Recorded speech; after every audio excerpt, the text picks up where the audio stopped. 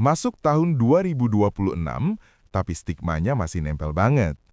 Tiap ada update HyperOS baru rilis, pertanyaan di grup komunitas pasti sama.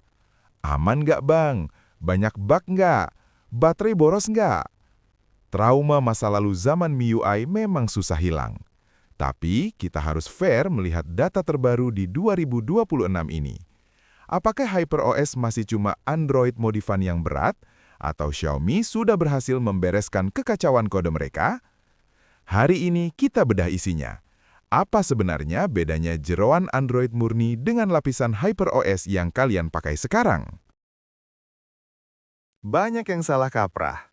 HyperOS itu bukan pengganti Android, tapi baju zirah yang dipasang di atas Android.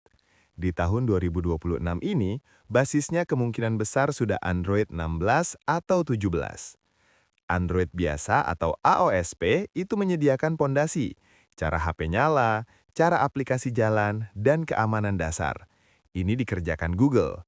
Kalau cuma pakai ini, HP kalian bakal tampil sangat polos, persis kayak HP Google Pixel atau custom ROM AOSP.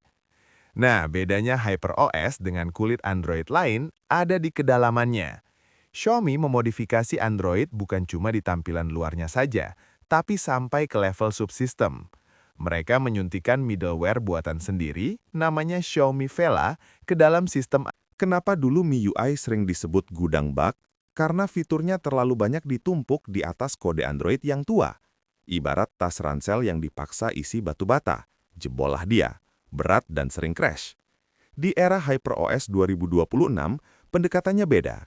Xiaomi memangkas kode-kode sampah. Hasilnya, ukuran firmware sistem sekarang jauh lebih kecil dibanding zaman MIUI dulu.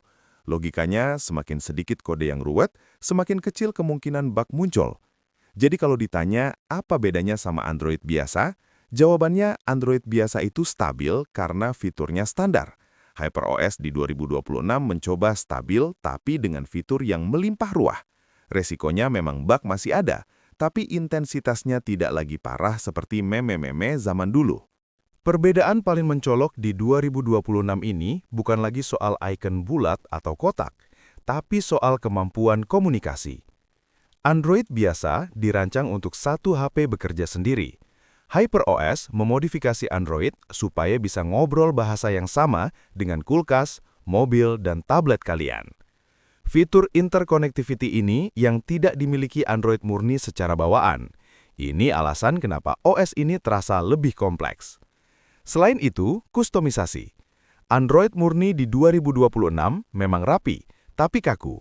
HyperOS memberikan kebebasan visual yang disukai pasar Asia, khususnya Indonesia.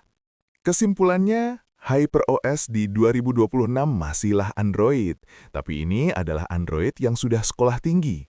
Dia lebih pintar dalam ekosistem, meski kadang kepintaran itu bikin dia sedikit pusing alias ngebug dikit. Jadi, buat kalian yang bilang mending Android biasa, itu tidak relevan, kecuali kalian mau oprek pasang custom ROM. Kenyataannya, HyperOS sudah berevolusi dari sekedar skin penuh bug menjadi sistem yang matang. Cuma ya, namanya software, update perbaikan itu pasti selalu ada. Gimana pengalaman kalian pakai HyperOS di 2026 ini? Masih nemu bug aneh atau udah lancar jaya?